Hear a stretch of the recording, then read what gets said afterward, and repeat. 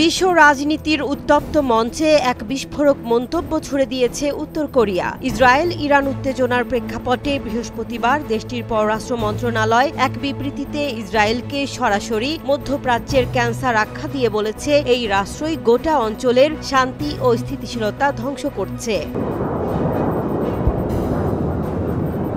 উত্তর কোরিয়ার রাষ্ট্রীয় বার্তা সংস্থা KCNA-র প্রকাশিত প্রতিবেদনে উঠে এসেছে, ইসরায়েলের সন্ত্রাসী রাষ্ট্রীয় মদতপুষ্ট আক্রমণই আজকের এই ভয়াবহ পরিস্থিতির জন্য দায়ী। 13 জুন ভোরে ইরানের ওপর চালানো সামরিক হামলার ঘটনায় তারা উদ্বেগ ও ক্ষোভ প্রকাশ করেছে। উত্তর কোরিয়ার পররাষ্ট্র মন্ত্রণালয়ের মুখপাত্র বলেন, আন্তর্জাতিক আইন লঙ্ঘন করে প্রতিদিন বেসামরিক নাগরিকদের ওপর চালানো সামরিক আগ্রাসন ইসরায়েলের একটি মারাত্মক অপরাধ। এটি একটি সার্বভৌম রাষ্ট্রের ওপর সরাসরি হামলা এবং মানবতার বিরুদ্ধে এক ভয়াবহ অমার্জনীয় অপরাধ। এদিকে বিবৃতিতে পশ্চিমা বিশ্ব, বিশেষ করে আমেরিকার ভূমিকা নিয়েও কড়া সমালোচনা করা হয়েছে। বলা হয়েছে, পশ্চিমা শক্তিগুলো শুধু ইসরায়েলকে পৃষ্ঠপোষকতাই দিচ্ছে না, বরং যুদ্ধের আগুনে ঘি ঢালছে। এতে প্রশ্ন তোলা হয়েছে ইরানের আত্মরক্ষার অধিকার নিয়েও।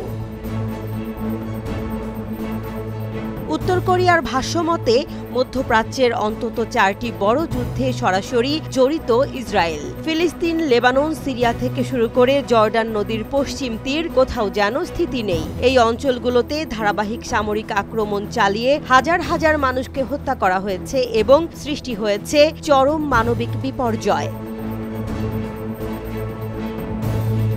বিবৃতির সবচেয়ে তীব্র অংশটিতে বলা হয়, ইসরায়েল এবং তাদের পৃষ্ঠপোষকরা একটি নতুন যুদ্ধ শুরু করেছে। তারা শুধু মধ্যপ্রাচ্য নয়, বিশ্ব শান্তিকেও ধ্বংসের মুখে ঠেলে দিচ্ছে। যারা এই আগ্রাসনের পেছনে আড়ালে থেকে সমর্থন দিচ্ছে, তাদেরকেও আন্তর্জাতিক আইন অনুযায়ী জবাবদিহির আওতায় আনা উচিত।